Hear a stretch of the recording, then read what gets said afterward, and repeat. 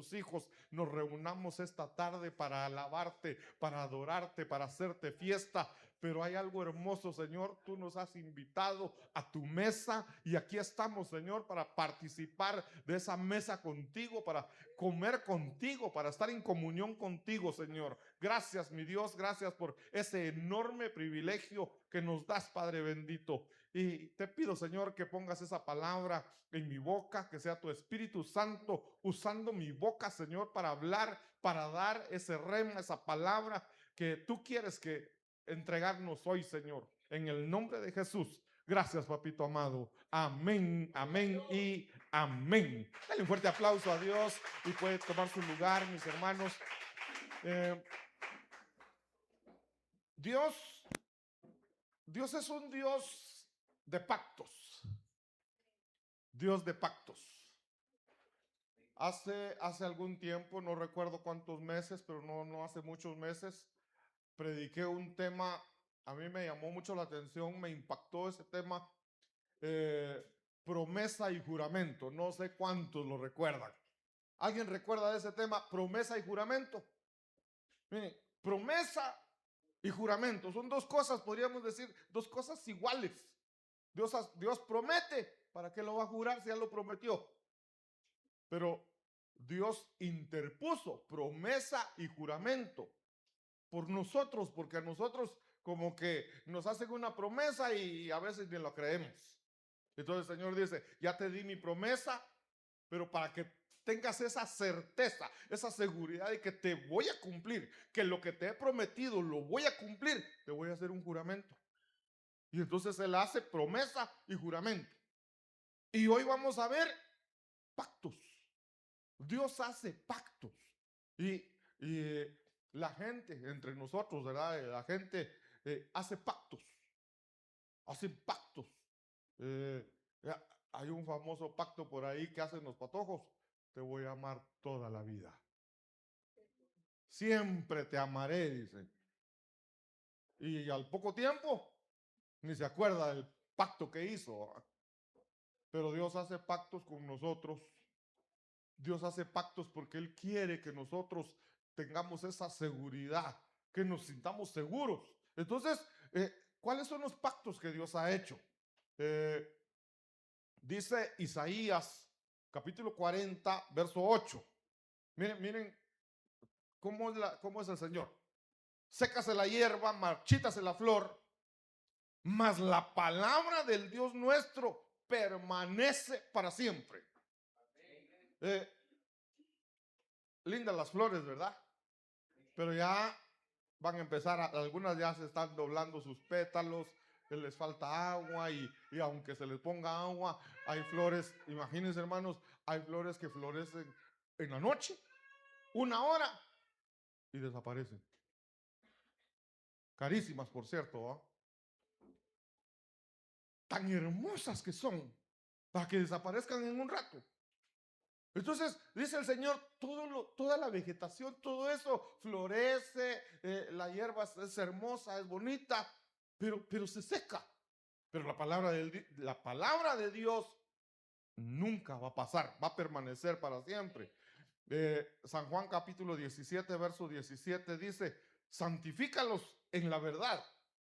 Pero después dice, tu palabra es verdad. O sea, la palabra de Dios permanece para siempre. La palabra de Dios es verdad. Salmo 119, versículo 160. La suma de tu palabra es verdad. ¿Por qué? Porque encontramos un verso en un lado, nos dice una cosa, nos vamos más adelante, nos vuelve a repetir y le agrega otra, y nos vamos más adelante y otra vez lo mismo. Es uno más otro, todo eso se va sumando y esa es verdad. Su palabra es verdad. Cada una de tus justas ordenanzas es eterna. Y todavía les tengo otro. Mateo 24:35. El cielo y la tierra pasarán. ¿Qué dicen ustedes? El cielo y la tierra van a pasar, van a dejar de existir. ¿Qué creen? Que sí. Ya hubo un diluvio. ¿Dejó de existir el cielo y la tierra? Solo cambió de forma. Estamos esperando otro juicio. Este ya no va a ser con agua, va a ser con fuego. Y todos los elementos se van a fundir, pero va a quedar todavía. Pero el Señor dice, por si acaso dejara de existir, porque el Señor lo que va a hacer es cielos nuevos y tierra nueva. Eso es lo que estamos esperando, cielos nuevos y tierra nueva. Pero si es que dejara de existir, su palabra jamás va a dejar de existir. Entonces, ¿para qué necesitamos juramento? ¿Para qué necesitamos promesa?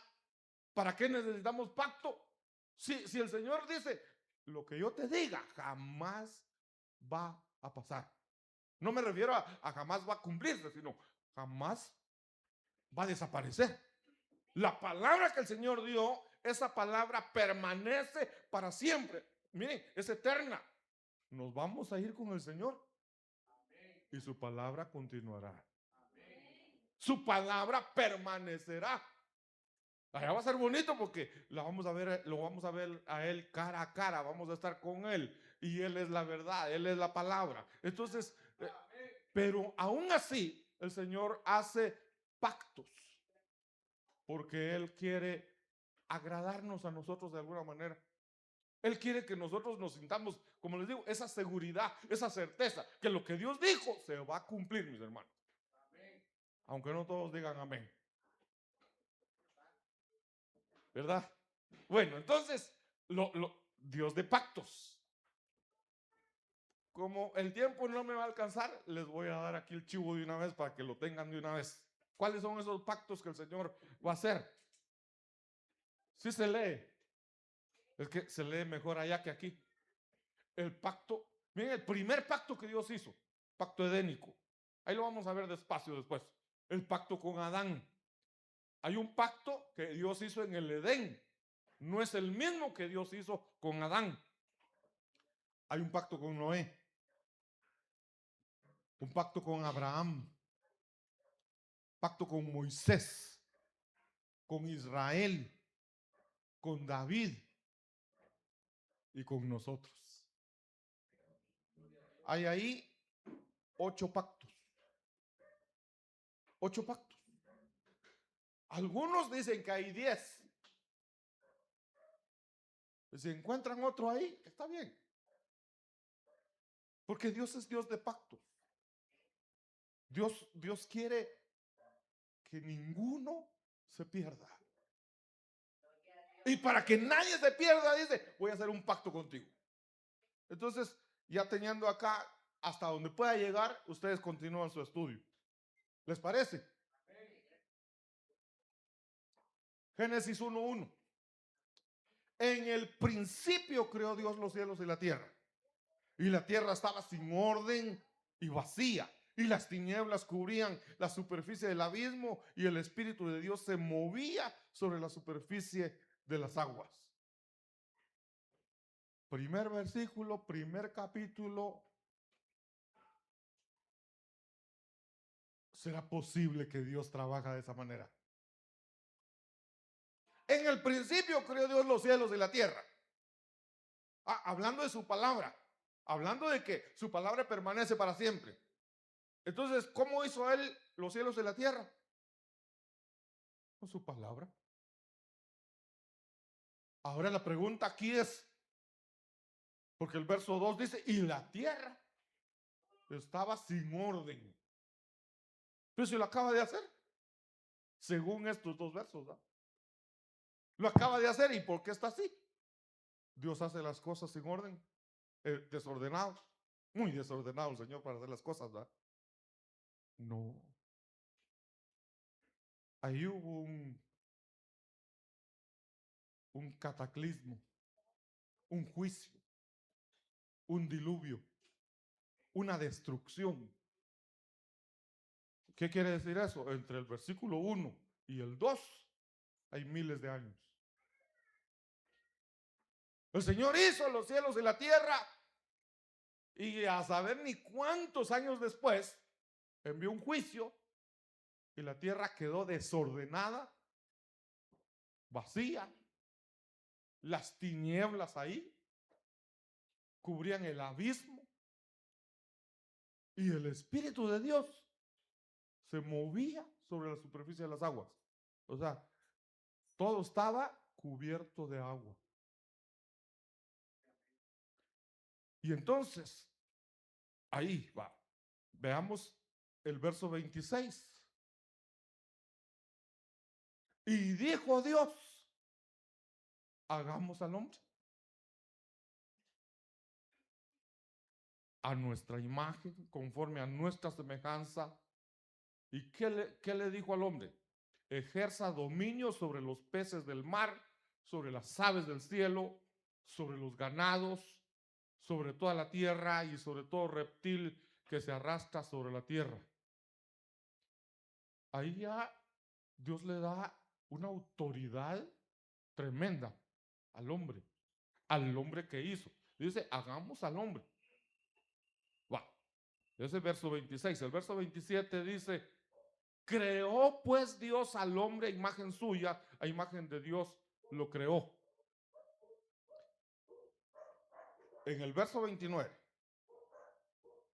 dice, y dijo Dios, he aquí, yo os he dado toda planta que da semilla que hay en la superficie de toda la tierra y todo árbol que tiene fruto que da semilla. Esto os servirá de alimento. ¿Qué comía el hombre aquí? Una pregunta directa. ¿Comía carne? No comía carne. ¿Qué les dio el Señor de comer? Dice, he aquí, yo os he dado, ¿qué les dio? Toda planta que da semilla, que hay en la superficie de la tierra, y todo árbol que tiene fruto, que da semilla. Esto es su alimento. Solo comían hierbas y semillas, frutos. Ese era el alimento. Entonces, esta creación era una creación vegetariana. Solo vegetales. Ahí mismo capítulo 1, el verso 30, dice, y a toda bestia de la tierra, y a toda ave de los cielos, y a todo lo que se mueve sobre la tierra, y que tiene vida, les he dado toda planta verde para alimento. Y fue así. ¿Qué comían las bestias? Hierba. Entonces, ¿qué comía el león? Hierba. ¿Qué comían las serpientes? Hierba. O sea, esto es lo que habla acá en Isaías capítulo 11, verso 6. Isaías está profetizando lo que va a ocurrir en el milenio. Pero lo que va a ocurrir en el milenio es lo que ocurrió en Edén. Lo que acabamos de leer. La gente comía hierba. Las bestias, las fieras, todos los animales comían hierba. Y entonces Dios dice, bueno, les voy a hacer una promesa. En el futuro va a existir un reino milenial. En ese reino, dice acá, el lobo morará con el cordero y el leopardo se echará con el cabrito. El becerro, el leoncillo y el animal doméstico andarán juntos y un niño los conducirá. La vaca y la osa pasarán, sus crías se echarán juntas y el león como el buey comerán paja. El niño de pecho jugará junto a la cueva de la cobra y el niño destetado extenderá su mano sobre la guarida de la víbora. lo que el Señor está diciendo es, así como era la vida en el Edén, así va a volver a ser en el milenio. O sea, esa vida, eso era lo que Dios quería. Cuando no existía el pecado, eso era lo que Dios había puesto. Dios había decidido que estuviéramos con por eso le dice Dios al hombre, dice, y creó Dios al hombre, y le dio autoridad sobre las aves, sobre todas las aves, sobre todas las bestias del campo y sobre todos los peces del mar. El hombre tenía dominio, porque era diferente. Porque se encontraba uno con el león no iba a atacarlo uno para comer, tenía su hierbita ahí, a menos que le quitáramos su hierba, ¿va? Pero había abundancia. Entonces no había eso, no existía eso. Oseas también dice, miren, Oseas capítulo 6, verso 7. Pero ellos, como Adán, han transgredido el pacto. Allí me han traicionado. O sea, ese pacto que Dios hizo en el pacto edénico, en Edén. Un pacto, ¿cuál era ese pacto? Un pacto alimenticio.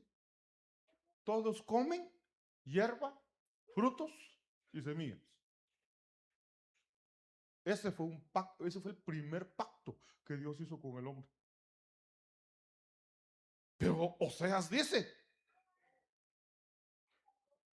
pero ellos, como Adán, han transgredido el pacto. Me han traicionado. Entonces, que se nos quede. Primer pacto, el pacto edénico o el pacto hecho en el Edén. Fue un pacto alimenticio. Volvamos a Génesis. Génesis capítulo 2. Vimos casi que todo el capítulo 1, versos así salteados. Ahora Génesis capítulo 2. Tomó pues Jehová Dios al hombre. Si no ya lo había hecho, pues. Tomó pues Jehová Dios al hombre y lo puso en el huerto del Edén. Otra creación. Otro hombre. Diferente al que vimos en capítulo 1. Tomó pues Jehová Dios al hombre y lo puso en el huerto del Edén para que lo labrara y lo guardase. Pregunto. Hay gente que dice que el trabajo es una maldición. Que el trabajo es por causa del pecado. Y hay uno ahí que anda diciendo, es una lata al trabajar. Todavía dice, todos los días te tienes que levantar. Ese sí no la hace.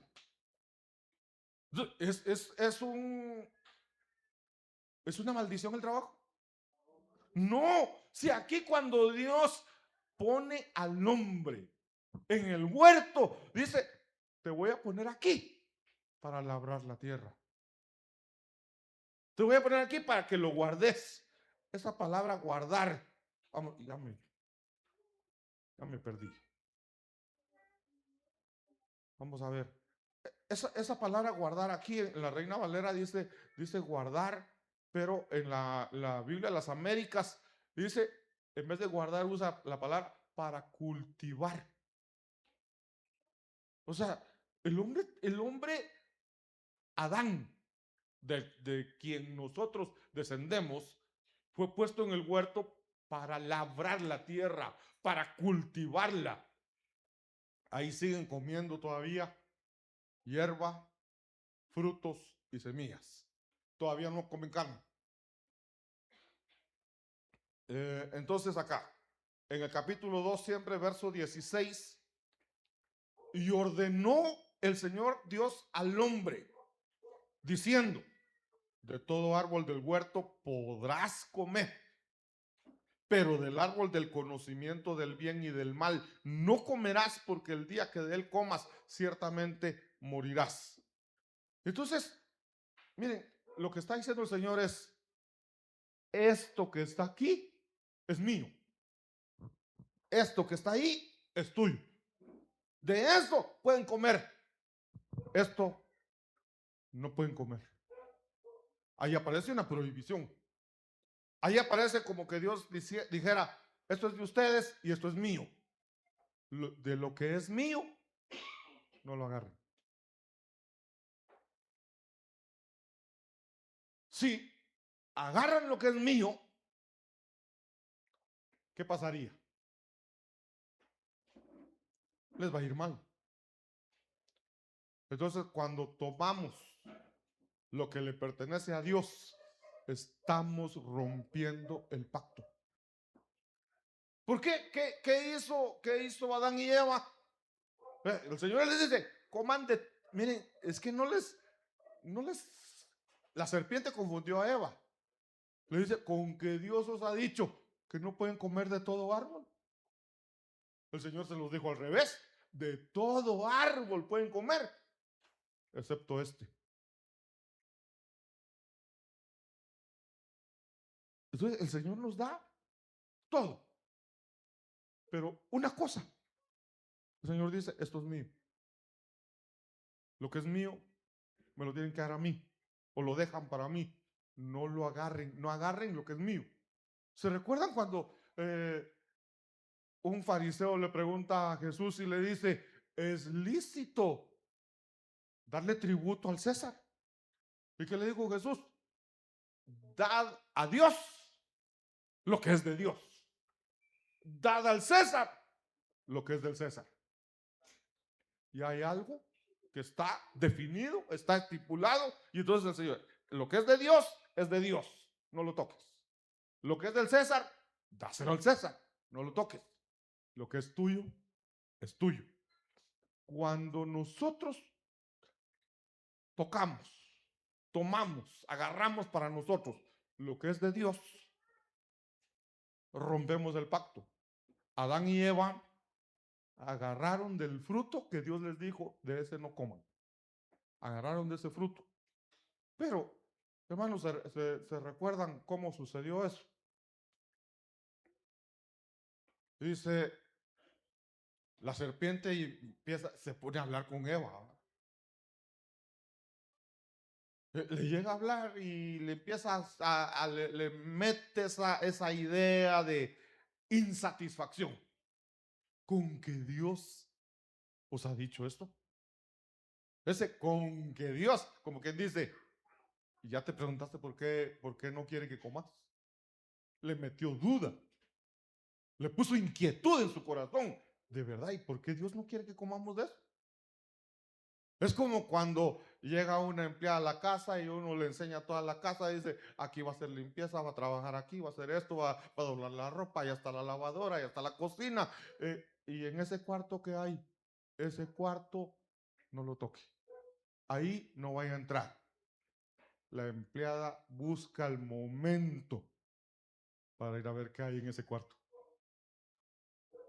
Entonces, ¿por qué? Porque le quedó curiosidad. Y la serpiente, que sabemos que es Satanás, que el Señor lo reprenda, le mete la curiosidad a Eva. Con que Dios te dijo. Y le dice al revés, ¿va? Con que Dios dijo que no pueden comer de todo árbol. Y la otra dice, sí, es cierto, no podemos comer de todo árbol. Cayó en la trampa. Lo que pasa. Y miren cómo se atreve a decir que Dios es mentiroso. Lo que pasa es que no van a morir. Lo que pasa es que se te van a abrir los ojos y vas a ser igual que Él. Y la otra, de verdad, se me van a abrir los ojos. Voy a ser igual que Dios. Y ya le dejó la chispa ahí y comió del árbol. Y le dio a Adán. ¿Qué le contaría Eva a Adán para que el otro también comiera? Entonces Llega Dios, miren, Dios caminaba en el huerto. Estaba ahí Adán y Eva en el huerto y Dios llegaba al huerto, caminaba ahí, hablaba con ellos. Y entonces dice ya en el capítulo 3, verso 9, mas Jehová Dios llamó al hombre y le dijo, ¿dónde estás tú? Y él respondió, oí tu voz en el huerto y tuve miedo, porque estaba desnudo y me escondí. Y Dios le dijo, ¿quién te enseñó que estabas desnudo? O sea, lo que el Señor está diciendo es, pero si siempre has estado desnudo, ¿quién te hizo ver que estar desnudo era malo? Aunque hay algo más. No estaban totalmente desnudos, tenían vestidura de luz. Con el pecado, la vestidura de luz la perdieron.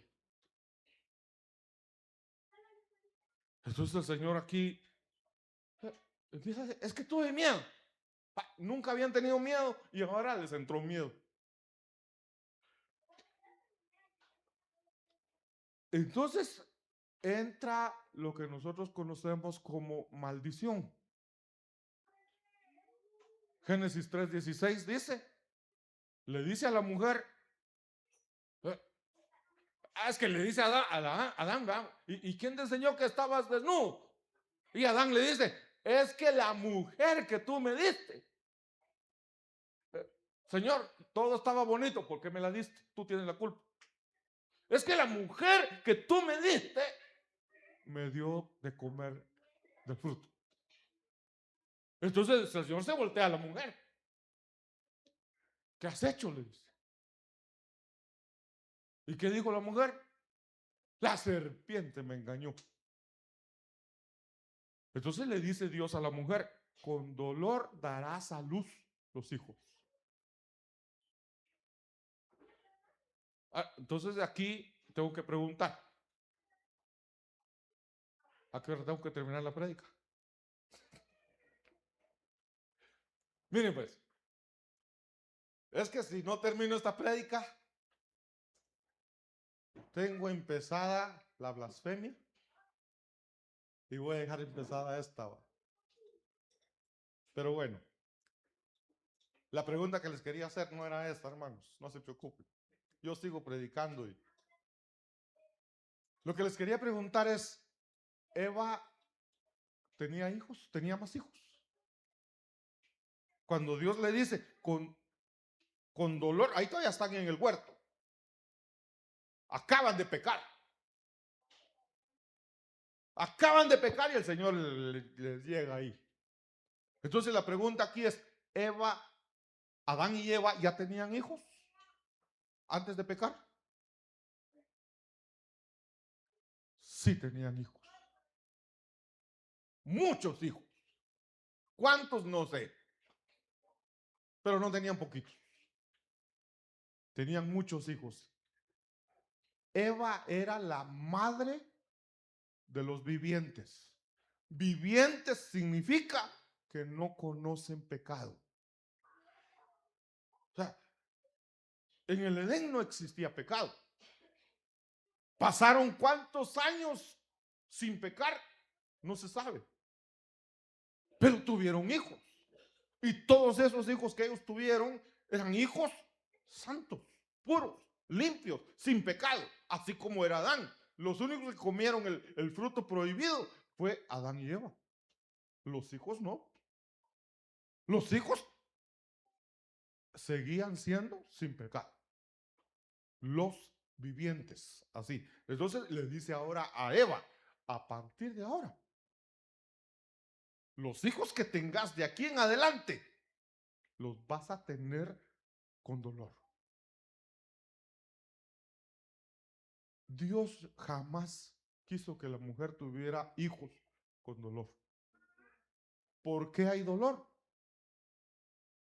Porque se rompió el pacto. ¿Alguna de ustedes, hermanas, tuvo hijos sin dolor? Que levante la mano. Una, dos, tres. ¿Alguien más? Ay, tú también, mija. Y la hermana Sandrita también, mi esposa también. Levante bien la mano, va a contar aquí cuántas son. Pero levántela bien. 1, 2, 3, 4, 5. 5 sin dolor. Dios está mostrando que los hijos se pueden tener sin dolor. Entonces, las que todavía piensan tener hijos, las que quieren tener hijos, las que van a tener hijos y las que en el nombre de Jesús van a ser madres. Señor, yo quiero tener hijos sin dolor, porque se puede. Pues nadie lo dijo. Quieren tener dolor, hermanos. Les gusta el dolor. Es posible, mis hermanos. ¿Por qué? En inocencia no existe el dolor.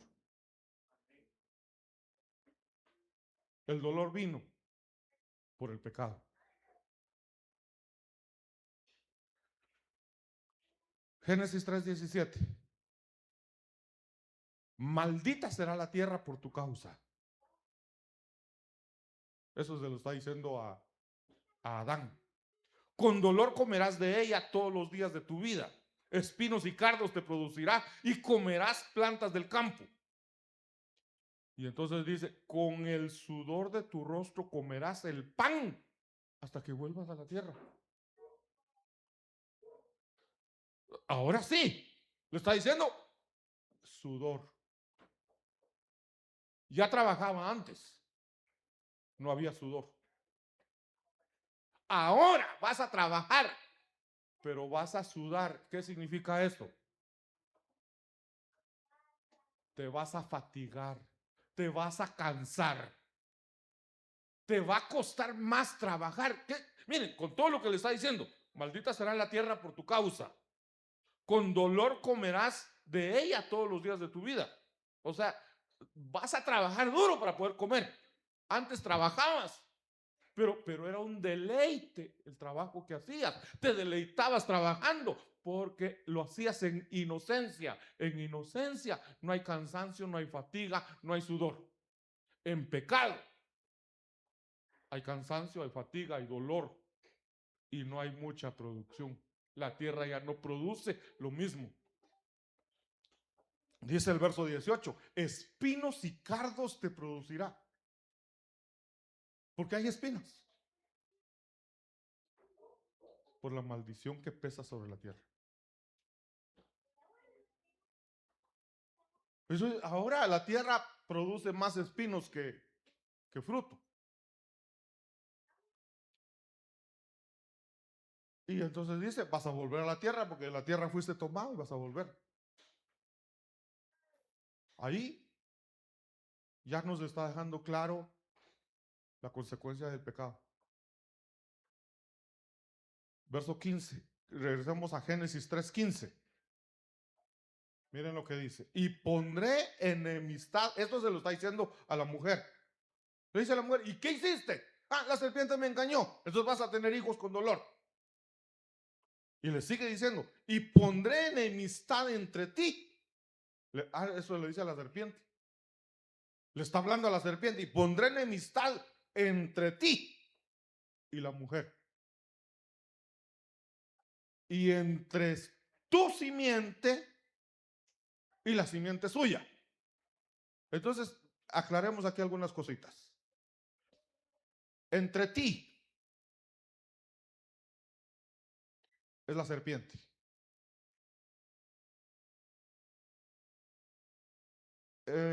Entre tu simiente es la simiente de la serpiente.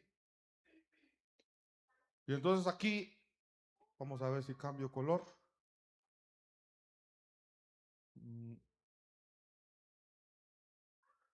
Está la mujer y está la simiente suya. La simiente suya, voy a poner enemistad Entre ti sería entre la serpiente y la mujer. Entre la simiente de la serpiente y la simiente de la mujer. Entonces ahora, esta te herirá en la cabeza. ¿De quién está hablando?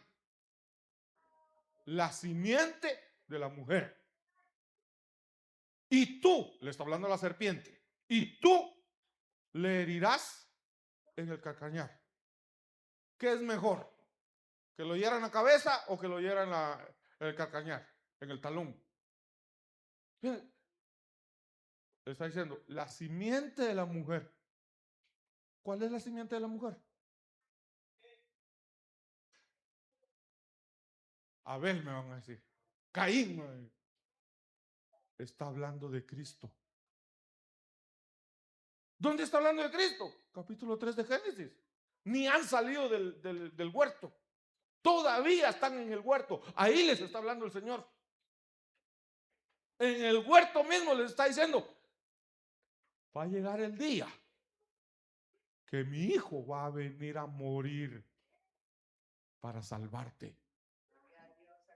Va a llegar el día que mi hijo va a venir y va a herir a la serpiente. Apocalipsis dice, esa serpiente es la serpiente antigua, Satanás. Entonces está diciendo, Jesucristo va a herir a Satanás en la cabeza. Satanás lo va a herir en el calcañar. Le va a hacer una herida que no es mortal en la cruz.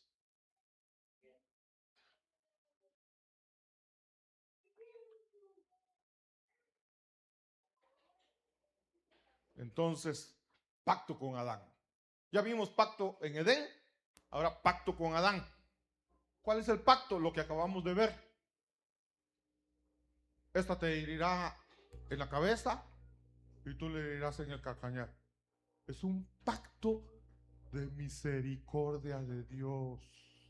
Es un pacto de amor, es un pacto de salvación, es un pacto que Dios por misericordia está haciendo. Mire, nosotros creemos que Jesucristo a última hora decidió venir, o que el Padre decidió, voy a tener que mandar a mi hijo. No, eso ya estaba destinado desde antes de la fundación del mundo.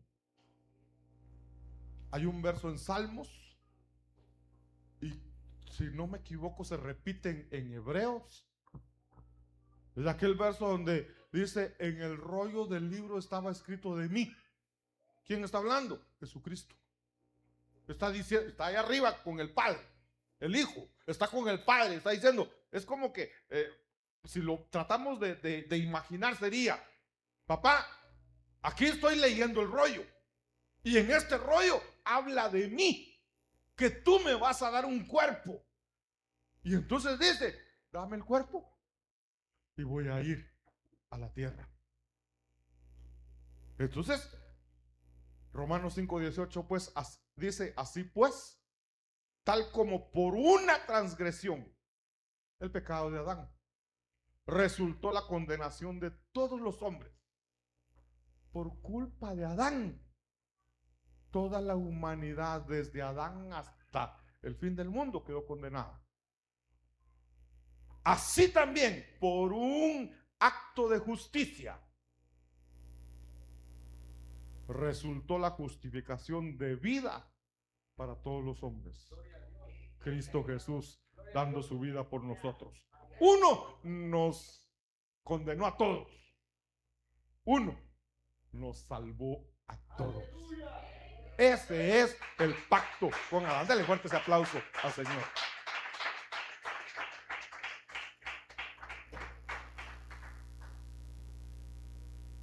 Dice Romanos 5:21, para que así como el pecado reinó en la muerte, así también la gracia reine por medio de la justicia para vida eterna, mediante Jesucristo nuestro Señor.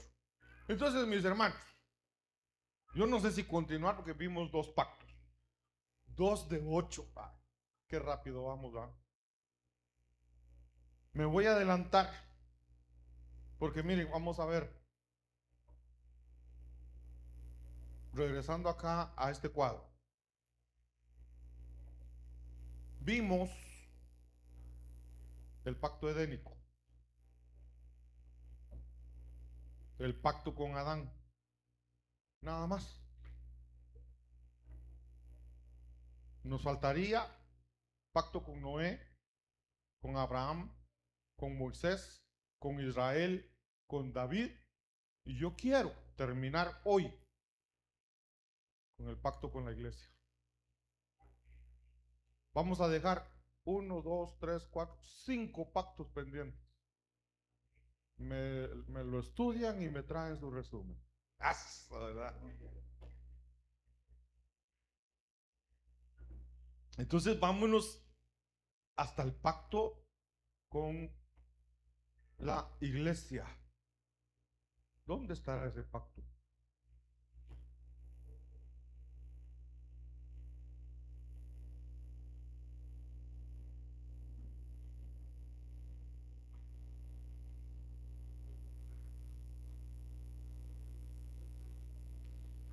Vámonos para los que están para medios, Hebreos 8:6, cerca de la diapositiva 60 más o menos. Hebreos 8:6 dice, pero ahora, tanto mejor ministerio es el suyo, cuanto es mediador de un mejor pacto, establecido sobre mejores promesas. Ya hubieron 7 pactos anteriores para llegar a este, como que si ya hubiésemos estudiado 7 pactos. El Señor ya había pasado por 7 pactos con la humanidad. Este es el pacto número 8. Pero el pacto número 8, el que hizo con nosotros, el que hizo con la iglesia, dice, pero ahora tanto mejor ministerio es el suyo, cuanto es mediador. Jesucristo es mediador de ¿qué? Un mejor pacto. A nosotros nos dio el pacto que es mejor de los 7 anteriores, establecido sobre... Ay, hermanos, esto está hermoso. De verdad que mejores promesas, mejor pacto para nosotros. Ni siquiera con Israel. Israel es su pueblo escogido. Teníamos que pasar por Israel primero, hermano. Pero si me pongo a ver todos, nos vamos a las 8. Y algunos ya tienen hambre. Entonces por eso me adelanto acá, pero si Israel es su pueblo escogido, ¿quién es David? El amado, el dulce cantor de Israel.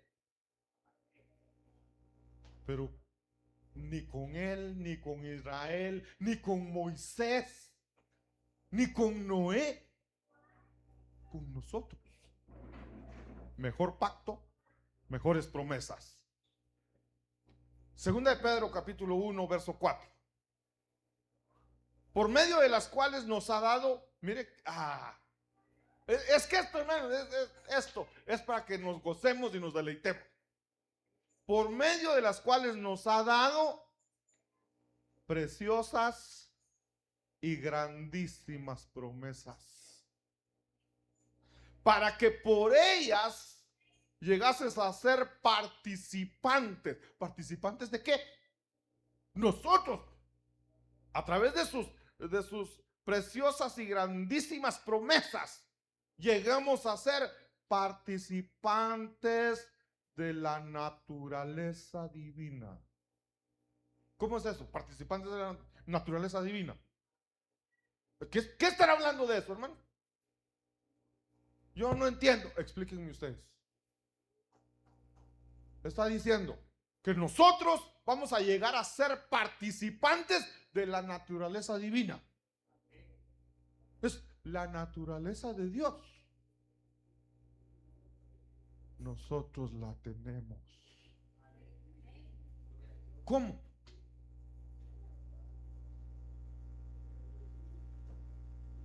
Aquí fue. Ah, sí, aquí vimos a Elías. La última vez que vine, ¿no? ¿Cómo era Elías? Hizo descender fuego del cielo. ¿Qué más hizo Elías? Por su palabra llovía, que por su palabra dejaba de llover.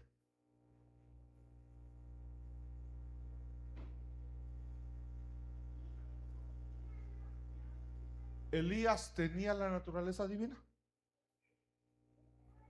¿Sí o no? No. ¿Entonces cómo tenía tanto poder? El Espíritu de Dios venía temporalmente sobre él. Nosotros, ¿cuál es la diferencia entre Elías y nosotros? El Espíritu de Dios está, tres cosas, con nosotros, sobre nosotros, dentro de nosotros. Esa es la naturaleza divina. Todos los atributos de Dios nosotros los podemos tener. Por eso Jesucristo dijo: yo me voy, pero mayores cosas de las que yo os he hecho harán ustedes. ¿Por qué? ¿Por qué? Porque él, ¿cuánto tiempo estuvo en su ministerio? 3 años y medio. La iglesia, ¿cuántos años lleva en el ministerio? Más de 2000 años. Comparemos eso. 3 años y medio, más de 2000 años. El poder es el mismo. No es que lo estoy diciendo por la palabra que él dijo. No es que nosotros no podamos hacer lo que él hizo. Él dijo: mayores cosas de las que yo os he hecho harán ustedes. Porque el Espíritu de Cristo está en nosotros. El Espíritu de Dios está en nosotros. Entonces depende de nosotros. El apóstol Pablo dice: porque este tesoro, hablando del poder de Dios, fue depositado en vasos de barro. Nosotros somos los vasos de barro. Y entonces dice: fue puesto en vasos de barro para que los vasos de barro no se crean la gran cosa, sino que para que sepan que el poder es de Dios. Pero está dentro de nosotros, está dentro del vaso. El vaso somos nosotros. Mayor o no, mejores promesas, mejor pacto. Segunda de Pedro 3:13. Pero nosotros esperamos según sus promesas. ¿El Señor cumple sus promesas? Amén. Nosotros esperamos según sus promesas cielos nuevos y tierra nueva en los cuales mora la justicia. ¿Se recuerdan cómo van a ser esos cielos nuevos y esas tierras nuevas? Donde las fieras, las bestias, van a ser gobernadas por un niño. Ahí no habrá pecado. Eso es lo que el Señor nos ha prometido a nosotros.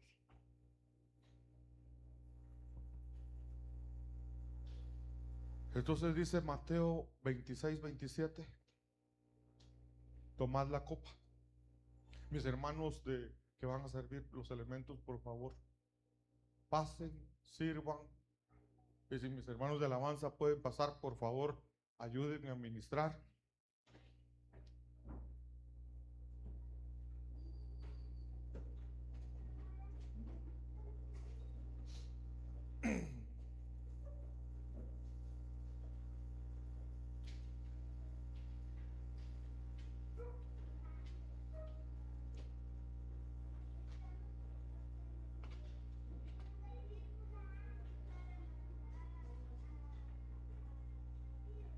Entonces dice acá la palabra: y tomando la copa Y habiendo dado gracias, les dio diciendo, tomó la copa, bebed todos de ella.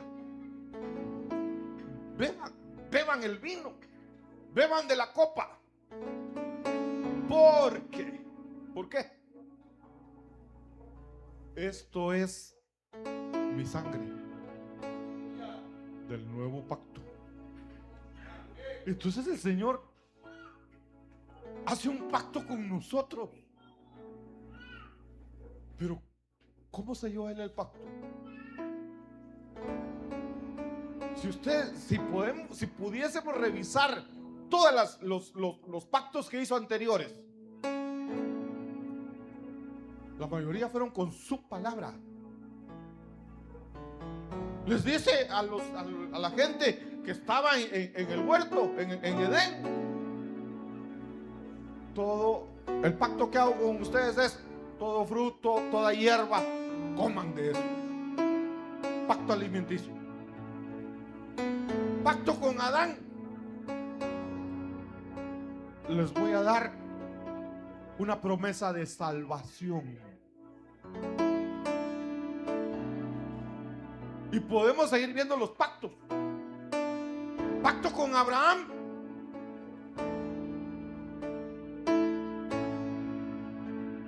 no hubo sangre. Pero el pacto que hace con nosotros, hermanos, el pacto que hace con nosotros no es miren, les prometo, no. Derramó toda su sangre. Derramó toda su sangre para poder sellar ese pacto. Es un pacto de sangre, de su propia sangre, porque esto es mi sangre del nuevo pacto, que por muchos es derramada para remisión de pecado. Entonces, mis hermanos, ya me cansé de estar sentado. Gracias.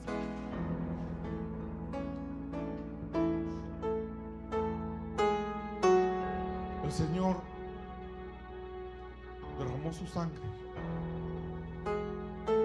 para poder sellar un pacto con nosotros, para poder decir, te voy a pagar el precio de tus pecados, pero lo voy a hacer con sangre. Dio su vida. Por eso es el mejor pacto, las mejores promesas. Con todo, miren, a Adán y a Eva, para cubrir su pecado, mató un cabrito y los cubrió con las pieles con la piel del cabrito. El pueblo de Israel hizo un pacto, pero el pueblo de Israel pecaba y pecaba y pecaba y pecaba. ¿Y qué hizo? Maten un animalito y con la sangre de ese animalito voy a cubrir el pecado. Miren, cubrir es esto. Voy a cubrir esta copa. Ustedes saben que hay una copa. Entra alguien y le preguntamos, ¿qué hay aquí? No sé. No lo ve, pero ahí está. Entonces al pueblo de Israel, cada vez que pecaban, maten un animalito, derramen la sangre, y esa sangre cubre. ¿Qué hizo con nosotros?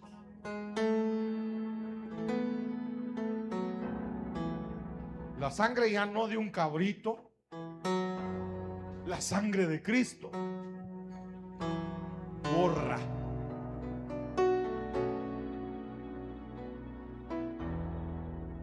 ¿Qué pasa cuando borramos algo? Desaparece. Entonces a nosotros el Señor nos dice que nuestros pecados Él los tomó todos y los tiró al fondo del mar para nunca más recordarlos. Yo no sé si tú cometiste algún pecado, porque el enemigo es especialista en eso.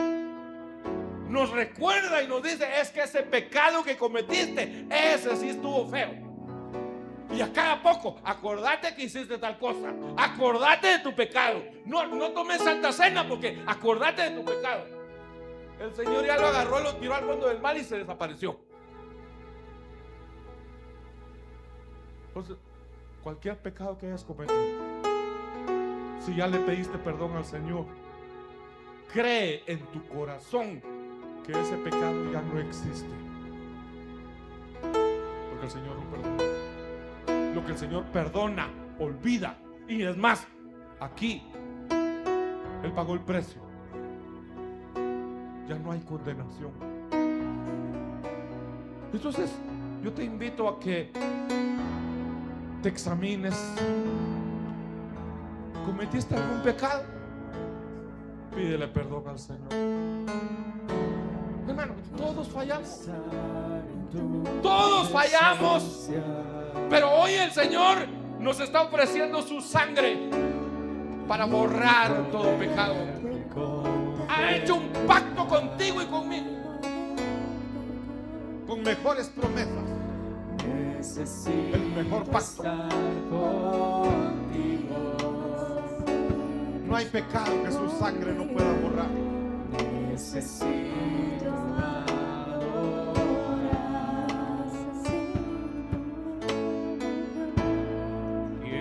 estar en tu presencia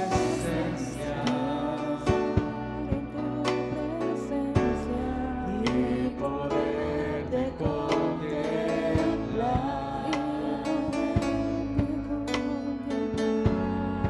Necesito estar contigo. Necesito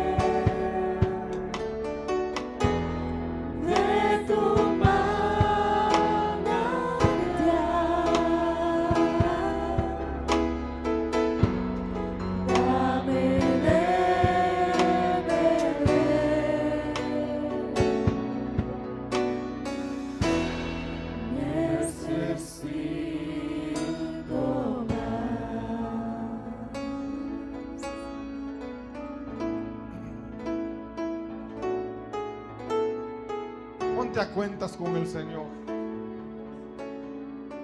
El Señor ya pagó el precio de nuestro pecado. Solo está esperando a que nosotros lleguemos ante Él arrepentidos, que lleguemos ante Él con un corazón humilde, reconociendo cómo estamos, reconociendo que le hemos fallado. Y la palabra dice que se examine cada uno y entonces participe del pan y del vino. O sea, no está diciendo que no participes, es que te examines y después de eso ya puedes participar. Así que levanta el pan. Este pan representa su cuerpo. Dale gracias al Señor. Dale gracias porque Él dio su cuerpo por nosotros. Lo que le hicieron a Él nos tocaba pasarlo nosotros. Su cuerpo descendió al lago de fuego. Ahí fue quemado, convertido a cenizas. Pero estaba profetizado y la palabra decía: aún de entre las cenizas tú me levantarás. Y el Espíritu de Dios levantó a Jesús, al cuerpo, a su alma, a su espíritu.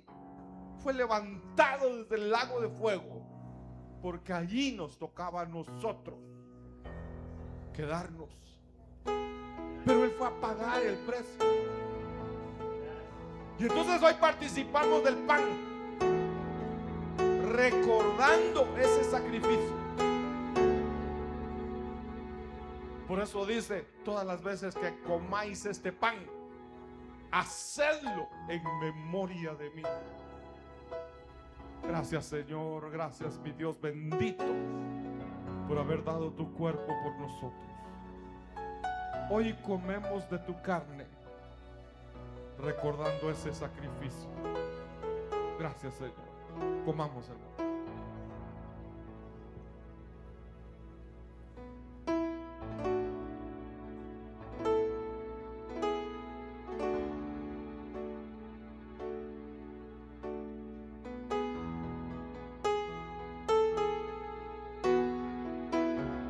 Y la copa es su sangre del nuevo pacto. Es su sangre con la que Él selló ese pacto. Porque Él quería que nosotros recordáramos. Y porque su sangre viene a transformar nuestro ADN en el ADN de Él. Nos bebemos su sangre y su ADN ingresa a nuestro cuerpo y nos limpia, nos purifica, nos convierte en lo que Él es. Gracias, Señor, por esa sangre bendita que derramaste en la cruz del Calvario. Hoy bebemos de tu sangre, recordando tu sacrificio, pero a la vez anunciando al mundo que pronto volverás. Gracias, Señor. Bebamos, Señor.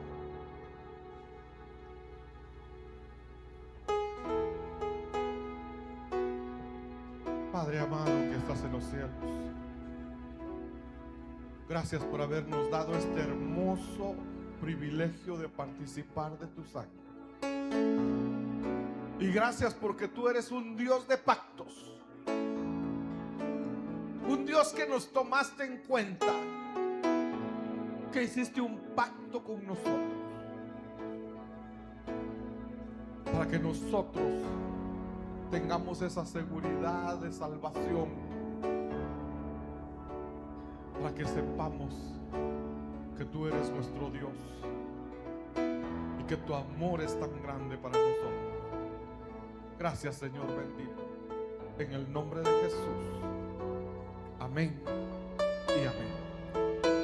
Vamos a entonar una alabanza, hermanos, y después van a ministrar la mesa profética, así que no se vayan todavía.